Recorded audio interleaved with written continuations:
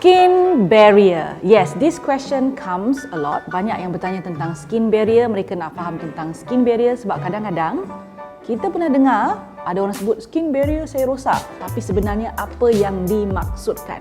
So, perbincangan dalam video ini adalah mengetahui apa itu skin barrier, punca-punca kerosakan skin barrier dan cara untuk memulihkannya.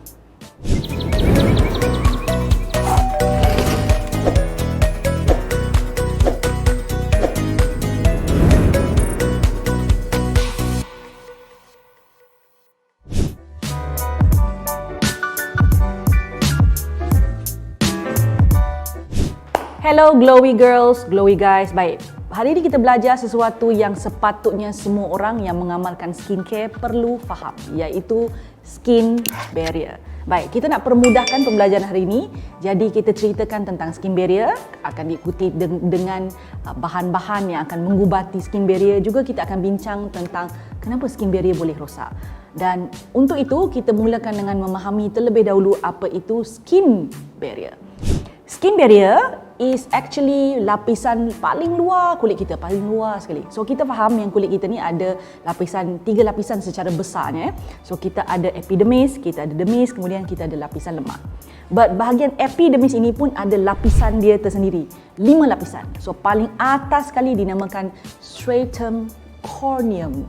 Itu bukan nama biskut, ya. So lapisan yang paling luar inilah yang selalu dirujuk sebagai skin barrier. Dan kadang-kadang ada juga yang menyebutnya sebagai moisturizing barrier. Ada nama-nama lain, contoh acid mantle. So these are all refer to skin barrier. Baik, apakah fungsi skin barrier? Kenapa kita perlu faham tentang skin barrier? So skin barrier ni basically barrier. So bila sebut barrier ni macam penghadang. So apa yang nak dihadang, nak dihalang oleh skin barrier? Segala kekotoran, environment yang tak baik, ya. Dengan adanya skin barrier, ia tidak akan memasuki kulit kita secara langsung. Pada masa yang sama juga skin barrier ini menghadang kita punya kelembapan di dalam kulit keluar daripada kulit. So if we have skin barrier yang rosak, if our skin barrier is broken, tak bagus, rosak, damage, ya. Apa yang berlaku adalah bayangkan semua kekotoran kat luar ni masuk ke dalam kulit, ya, dan kelembapan yang ada dalam kulit ni tersejat keluar. So definitely kulit kita akan mengalami perkara-perkara seperti iritasi, jerawat, gatal-gatal, merah-merah, things that you do not want to happen on your skin. Ada satu kejadian yang akan berlaku bila mana skin barrier rosak. Kejadian kan? Kejadian itu adalah dinamakan transepidermal water loss ataupun TEWL. Situasi di mana kelembapan yang sepatutnya stay di dalam kulit, tinggal di dalam kulit, di dalam sel kulit kita, tersejat keluar pergi ke udara. So itu adalah situasi yang dipanggil transepidermal water loss, TEWL. Kita tak nak TEWL ni berlaku. Kalau berlaku, confirm kulit kita kering. Kulit yang kering akan memudahkan segala serangan daripada bahan-bahan yang tak baik daripada luar. Means kita punya skin barrier rosak lah. Satu lagi adalah apabila skin barrier kita rosak, juga berlaku keadaan di mana berlaku penurunan NMF. Nak sebut NM tu dia. Selalu kita sebut MN, macam alfabet kan. Ni NMF, Natural Moisturizing Factor. Natural Moisturizing Factor adalah bahan-bahan ya, yang banyak bahan dia lah, bahan-bahan yang mana naturally akan berada di atas skin barrier kita, ya. So bila bahan-bahan ni tak cukup, maksudnya kuantiti dia menurun, maka itu juga menunjukkan skin barrier rosak. Kalau skin barrier rosak, sekali lagi, segala masalah kulit mudah untuk muncul. Saya nak glowy girls, glowy guys faham macam mana skin barrier boleh rosak. So ada beberapa punca yang menyebabkannya. Nombor 1, kalau kita overwash, kalau kita terlalu banyak wash kulit, ya. Kalau kita sebut overwash ni kan, dia very personal thing, you know. What I mean by personal adalah kadang-kadang ada orang tu cuci 2 kali pun dia dah rasa kulit dia kering. So you got to understand how your skin feel, ya. Macam kulit saya ni, kulit yang a little bit more tahan lasak. So 3 kali cuci sehari kalau diperlukan, because I have oily skin. So masih okay lagi. So you got to understand your jenis kulit, jangan overwash, never, ya. Kedua adalah over exfoliate. So over exfoliate juga boleh menyebabkan kulit kita menjadi rosak. overuse of bahan aktif terlampau sangat banyak ya. Contohnya nak juga pakai vitamin C, nak juga pakai niacinamide, nak juga pakai retinol, segala benda nak tempek kat muka tu memang akan merosakkan skin barrier ya. The key word is actually when you comes to skin barrier, you have to be gentle. You must be gentle. Satu lagi punca yang menyebabkan skin barrier rosak adalah juga those DIY yang pelik-pelik yang manusia sekarang suka guna ya. Letak ubat gigi dekat muka. Ubat gigi tu dekat gigi, bukan kat kulit. Marah betul lah ya. Dan juga faktor seperti stres, banyak keluar dekat kawasan yang dapat direct sunlight, direct UV light, it can also cause your skin barrier untuk menjadi rosak. Dan sudah tentunya satu lagi adalah makan makanan yang tidak sihat. Tak kisahlah super ring atau semperit, tu tak sihat. Jangan banyak sangat ya. Jangan banyak sangat, sikit-sikit boleh. Skin barrier juga boleh rosak disebabkan oleh faktor dalaman. Faktor dalaman ni adalah faktor yang mana kita tak boleh kawal ya.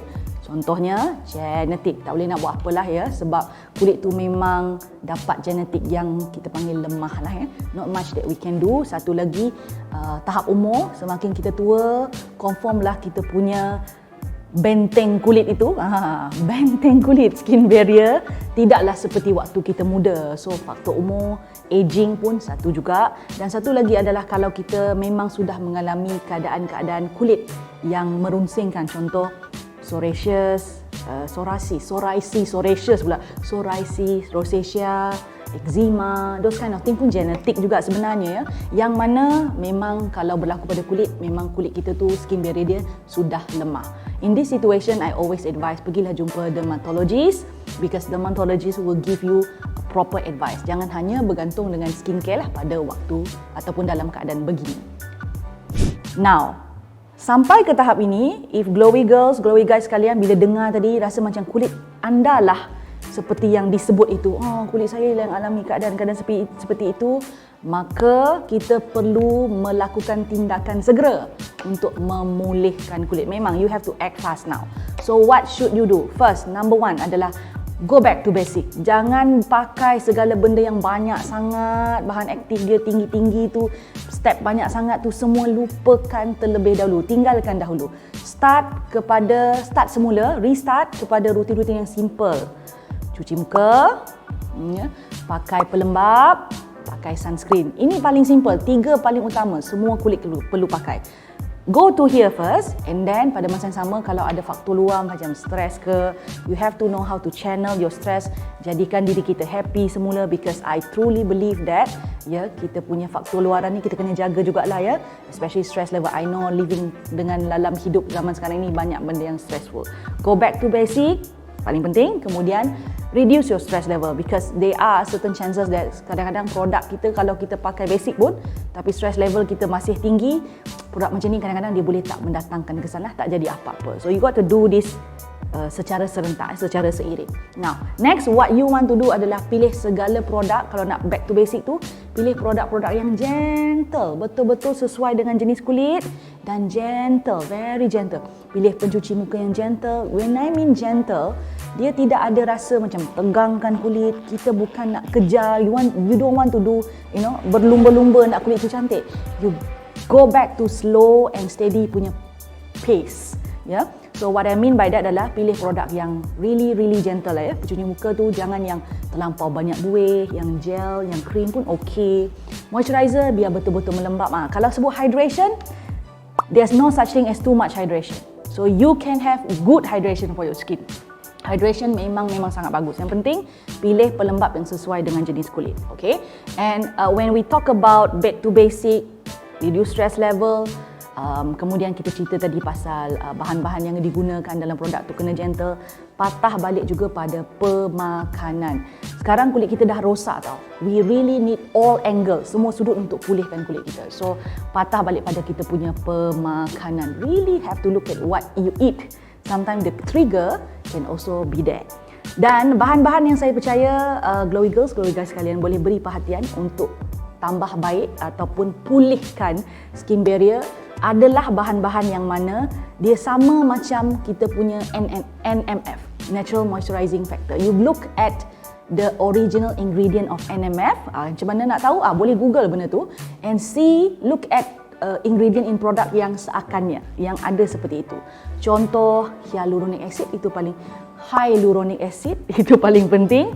Ya, glycerin, pentanol, ya, we have niacinamide, we have ceramide, ya, itu semualah bahan-bahan begitu sangat bagus untuk memperbaiki semula ataupun memulihkan semula skin barrier. Okay, so go slow, go safe, ya, be gentle. That is the keyword untuk memulihkan skin barrier. Suka video yang saya selalu kongsikan?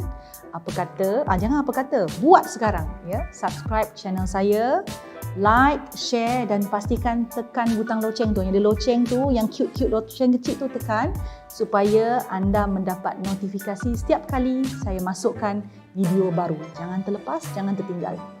Buat sekarang.